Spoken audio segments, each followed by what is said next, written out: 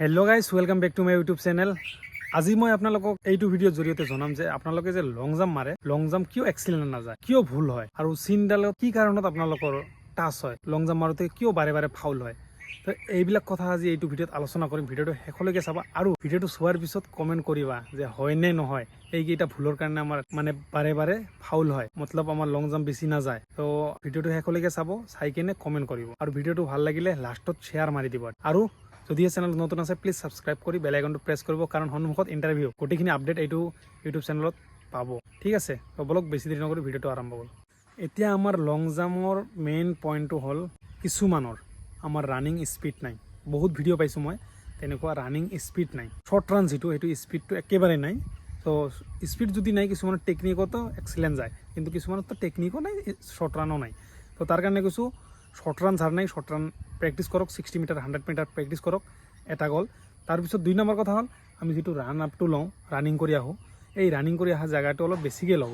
কিছুমানে ওচৰৰ পৰা আহে, ইমান ওচৰৰ পৰা নাহিব, অলপ ল'ব পাৰিলে অলপ 30 মিটাৰমান লৈ ল'ব। 30 মিটাৰ ল'লে 15 মিটাৰ শ্ল' আহিব আৰু 15 মিটাৰ স্পীড আহিব, ফুল স্পীড। তো তেনেকৈ ভগাই ল'ব। তাৰপিছত 3 নম্বৰটো হ'ল আমাৰ কি, আমি যেতিয়া ৰানিং কৰি আহোঁ, আহি কেনে ওচৰত আহি কেনে আমি খোজখিনি সৰু সৰুকৈ পেলাওঁ। তাৰ পৰা ঠিকে আহোঁ, দূৰৰ পৰা ওচৰত আহি চিনডালৰ ওচৰত আহি আমি খোজখিনি সৰু সৰুকৈ পেলাওঁ, মানে খোকা মঞ্জাত পৰি যাওঁ যে কি কৰিম, কোনটো ভৰিৰে মিলাম। আৰে যিটো ভৰি পৰিব সেইটো ভৰিৰে মাৰিব লাগিব, লেফ্ট ৰাইটৰ কথা নাই। যিটো আগত যিটো মানে চিনডালৰ ওচৰত পৰিব, যিটোৰ লগত মিলিব সেইটোৱে মাৰিব লাগিব।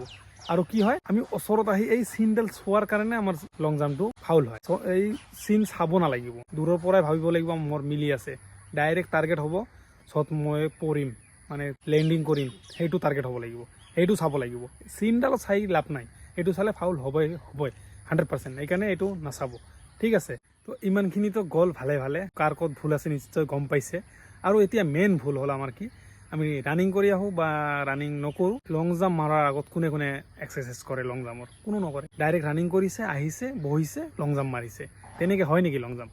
হা, হাত ভৰি ফ্ৰী থাকিব লাগিব, হাত ভৰি ফ্ৰী থাকিব লাগিব, জাম্প কৰিব লাগিব, জাম্প কৰি হাত ভৰি ফ্ৰী হেণ্ড কৰি কেনেহে জাম্প কৰিব লাগিব। তেনেকৈ নহয় না যিকোনো বস্তু। আৰে দৌৰাৰ আগত ফ্ৰী হেণ্ড যেনেকৈ কৰে, লং জাম্প মৰাৰ আগতো ফ্ৰী হেণ্ডখিনি কৰি ল'ব।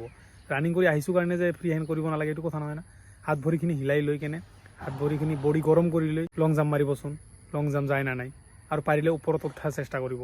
লং জাম্পটো প্ৰেছাৰ যিমান দিব সিমান ওপৰত উঠিব আৰু সিমান লং জাম্প যাব। আশা কৰিলোঁ কথাখিনি বুজি পাইছে, আৰু কাৰ ক'ত ভুল আছে কমেণ্ট কৰি জনাব। ভিডিঅ'টো ভাল লাগিলে লাইক এণ্ড শ্বেয়াৰ মাৰিব, আৰু নেক্সট ভিডিঅ'ৰ কাৰণে অপেক্ষা কৰা আহি আছে, আৰু কমেণ্ট কৰিবা নেক্সট ভিডিঅ' কি লাগে।